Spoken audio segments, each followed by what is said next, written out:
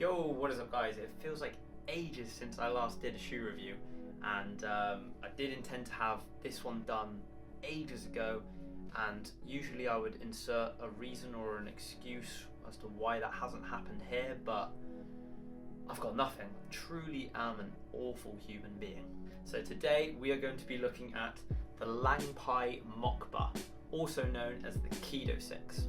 Now, some of you might be looking at these shoes thinking, what are those? They look like some really tatty, cheap, old shoes that you could probably only buy on like a Russian market stall or something. Well, that's exactly what they are. To put it another way, these are basically the Eastern European equivalent of those cheap plimsolls from Primark. But just because they are exceedingly cheap and mass-produced, using the KEDOSICKS as an example, the question I want to address today is, can cheap, tatty shoes be good for freestyle? So starting with the design aspects first, in terms of aesthetic appeal, the design of it is not awful, but it's more so the shape of the shoe that I'm really not a fan of. Kind of like a pair of flippers, to be honest. The quality of them in terms of the build and the structure is very, very cheap. I mean, really poor. As you can see here, like you can see all of the kind of cheap glue that's been used to kind of mold materials together. You can see like the stitching going across the sole here. And inside as well, the material is very kind of thin and looks like it would wear away easily on the upper as well. KEDOSICKS are available in blue, black and white, but regardless of colorway, at a first glance it's fair to say that you wouldn't really have them strike you as being very ideal shoes for freestyle or casual wear, to be honest as well. I just think these are bleh. The shoes are made up of a wide variety of lots of materials actually. On the upper it is primarily kind of a cross between like suede, canvas and leather really. I mean, when you touch it at first it kind of feels like fuzzy felt, that kind of material, but as it wears away it becomes a little bit rougher, becomes a little bit grippier as well and more responsive to the ball. On the bottom we have a huge gigantic sole which is primarily just typical rubber, maybe not like vulcanized rubber like you see on the Puma suedes and shoes like that, but it's still a very, flexible shoe. Around the back part of the shoe, this is all just really kind of soft mesh material, and then on the inside, very interestingly, it's padded out in the heel bit with lots of like sponge and foam, so at the back of the shoe it's really comfortable.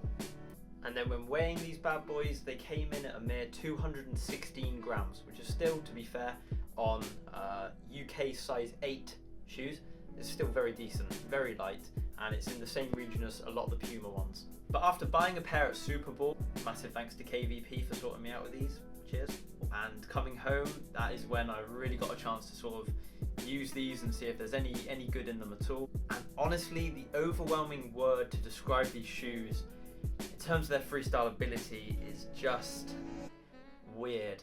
They are weird. They are weird shoes. These probably are the freestyle shoes that have taken me the longest ever to get used to. And I kind of put that down to their shape. Their shape is very different from any other kind of, I say more conventional freestyle shoe that I've used before. So I'll start with the big one of lowers.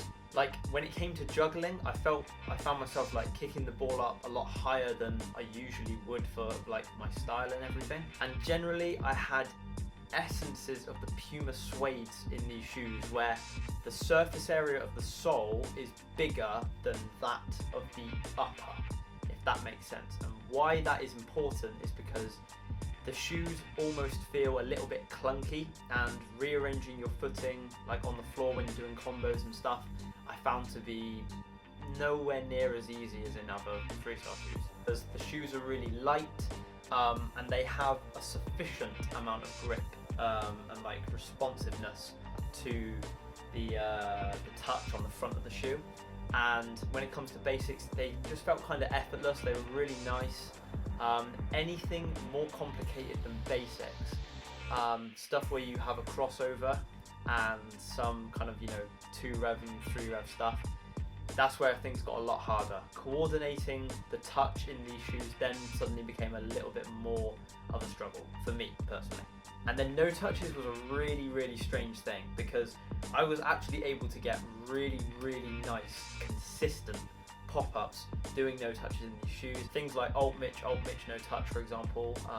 That was really, like, every time, the height on them, perfect. The thing that I didn't like about them though for no touches, which I think is just as important, is that, like, landing on the floor, the sole is wafer thin, and it just was horrible. It was the more I trained it, the less comfortable it became, and it was just really off-putting, especially when you want to do multiple no touches. I didn't feel as kind of like in like something like the futsal type shoes, where like your floor your foot hits the floor, but then it's ready just to like leave the floor and go into the next one. And with these, with that kind of thin sole plus the kind of clunkiness shape of the shoe, I felt like that wasn't as easy. But the initial pop-up of the no touches was brilliant. So it's kind of a double-ended sword with them, really.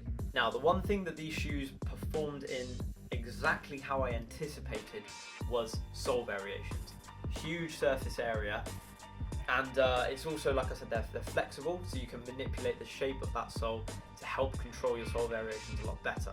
One thing that did take a little getting used to with it though is that there's like a tiny dip towards the middle, if you guys can see that there. And because there's a tiny dip towards the middle, the ball always felt like it was going to end up in the middle of the shoe. And for me personally, that is not where I do like that's not where I stall the ball for Dragon Store or anything. So but it's not a problem though. Like it's still big enough. The surface area is still big enough that you can still retain it easily. And I probably predict that the more the sole wears down, the easier it becomes again for sole variations actually. Although you wouldn't think it maybe looking at them, the grip on the bottom of the shoe is also pretty decent. That can come in handy for things like uppers and stuff, especially if you're training indoors. Sits were just an absolute nightmare though. An absolute nightmare.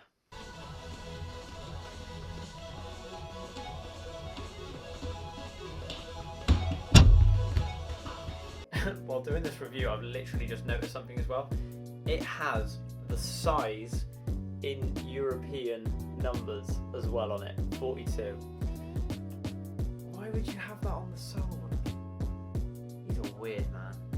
And then for blocks and pedal and heels and everything else I can think of, these shoes were nothing special. So overall, in answer to my question of can cheap, mass-produced shoes like the KEDOSICKS be any good for freestyle, I would say yes. I would say sure, why not? I mean, they're lightweight and they tick a lot of the criteria that we look for in a freestyle shoe now.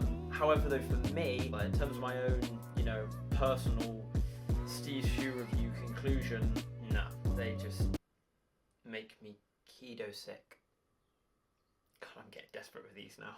I'm going to give these shoes the shoes down and probably wouldn't recommend. Not so much that I wouldn't recommend them, but at the same time I wouldn't say like you're missing out on anything by not using them. Just for me personally, purely I think because of the way like ergonomically they feel on the ground when you're freestyling, I wasn't really happy with it. But they are by no means the worst of the worst freestyle shoe that I've ever used, and other freestylers definitely can see the appeal in these. Already we are seeing monstrous content over the years from Akim, who was a big advocate of these. Luca Chiavezio is now currently using these in a lot of his clips, and of course KVP as well, thanks again mate, with all his incredible sole variations and other crazy stuff in them. One of the massive things to obviously let these shoes down, and it is to be expected, is the durability.